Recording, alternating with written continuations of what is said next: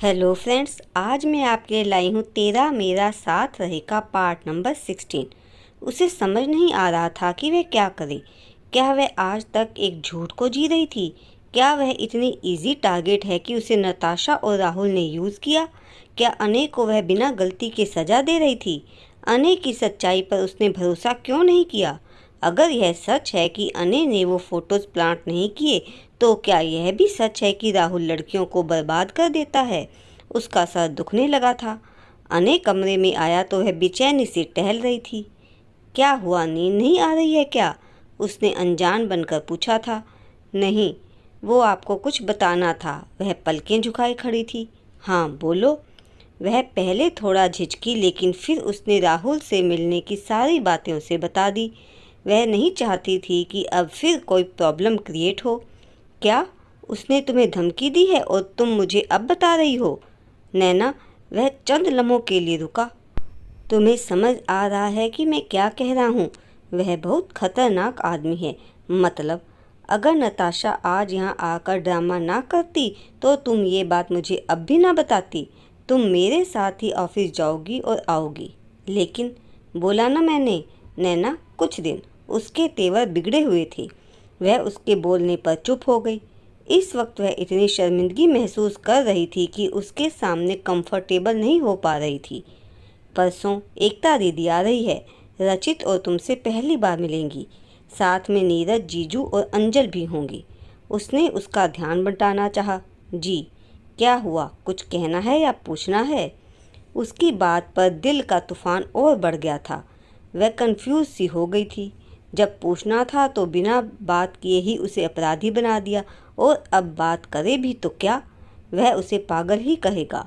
और अगर बात नहीं करती तो जो कांटे उसने बोए हैं वहाँ लहूलुहान तो होना ही पड़ेगा। वह सोचते सोचते बेख्याली में अपने होंठ काटने लगी। इन होठों को छूने का हक मेरा है और तुम बिना वजह इन्हें काट रही हो। वह उसके होठों पर उंगली फेरते हुए बोला, और वह अचानक ऐसा होने से डरकर एकदम पीछे हट गई। लेकिन उसने आगे बढ़कर उसकी कमर में हाथ डालकर उसे खुद के करीब कर लिया। वह उसकी आंखों में देख रहा था। आज वह खुद भी उसकी आंखों में खो रही थी। वह कुछ लम्हों तक उसे यूं ही बाहों में लिया देखता रहा। उसकी आंखें बंद थी।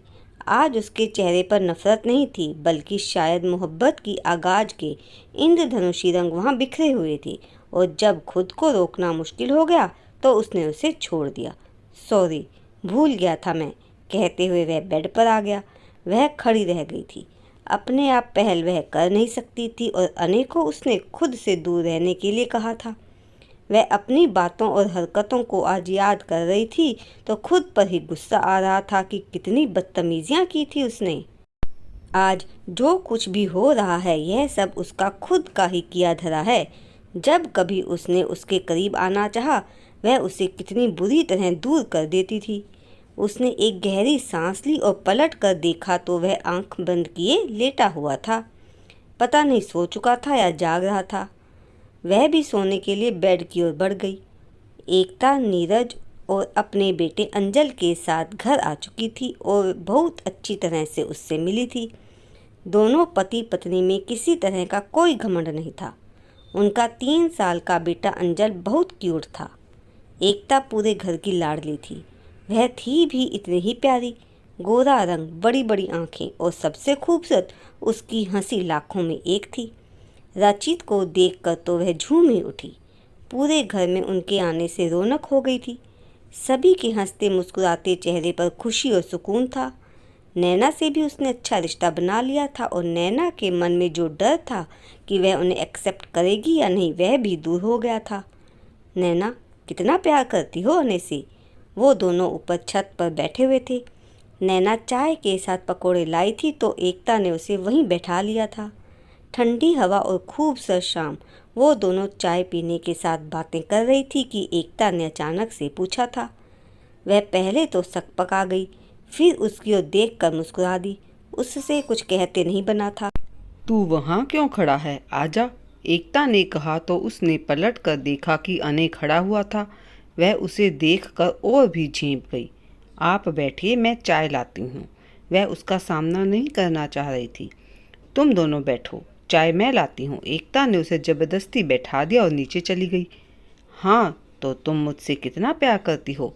वह उसके सामने था और अपनी मुस्कुराती नज़रों से उसे और भी कंफ्यूज कर रहा था। वह उससे नज़रें चुराने लगी, लेकिन वह गहरी नज़रों से उसे ही देख रहा था। आप ऐसे क्यों देख रहे हैं? मुझे ऐसे मत देखिए प्लीज़। उसके कहने पर उसकी मुस्कुराहट और भी गहरी हो गई थी। ओह, तुम्हें मुझसे कहते हुए शर्म आ रही है? नहीं, ऐसा कुछ नहीं है। मुझे क्यों शर्म आएगी आपसे? उसने कहा, मगर उसे हंसते देखकर वह खड़ी हो गई। मुझे बात ही नहीं करनी आपसे। वह जाने लगी थी कि अने ने उसका रास्ता रोक लिया। पहले बताओ, कितना चाहती हो मुझे? वह ब्लैक लोअर और ब्लू शर्ट में बहुत हैंडसम लग रहा था। डार्क ब्राउन आंखें शरारत से चमक रही थी। मैं नहीं जानती कि मैं आपसे प्यार करती हूँ या नहीं।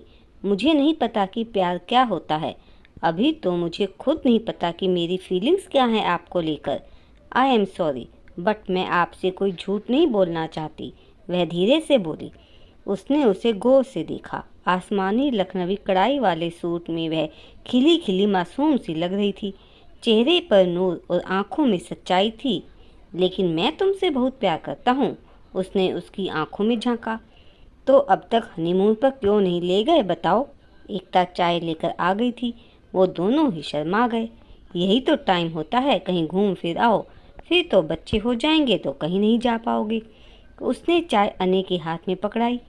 अच्छी सी जगह प्लान करना, मैं जरा अंजल को देख लूँ, मम्मी को परेशान कर रहा है, वह कहते हुए चली गई। तो कहाँ जाना पसंद करोगी हनीमून पर? उसने हनीमून पर जोर देते हुए उसकी ओर देखा।